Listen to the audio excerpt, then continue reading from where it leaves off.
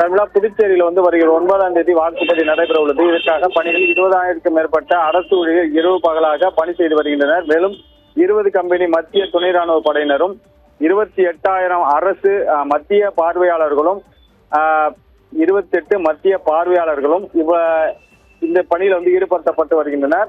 யாரானும் வாக்கு பணம் கொடுத்தாலோ பரிசு பொருள் கொடுத்தாலோ 1950 என்ற கட்டணமில்லா தொலைபேசி எண்ணை தகவல் தெரிவிக்கலாம் என்றும், பறக்கும் படை உடனடியாக சென்று அவர்களை கைது செய்யவும் டி விஜிலன்சி செயலியை பதிவிறக்கம் செய்து இதன் மூலமாக புகார் தெரிவிக்கலாம் என்றும் 100 நிமிடங்களில் நடவடிக்கை எடுக்கப்படும் என தேர்தல் துறை தெரிவித்துள்ளது. 78 பறக்கும் படைகள் 35 சோதனை சாவடிகள் அமைக்கப்பட்டுள்ளது. இன்று முதல் புதுச்சேரியில் முதல் முறையாக முக்கிய பகுதிகளில் ட்ரோன்கள் மூலம் யாரேனும் பரிசு பொருட்களை கொடுக்கிறாரா என்று கண்டறிய சோதனை மேற்கொள்ளப்பட்டுள்ளது.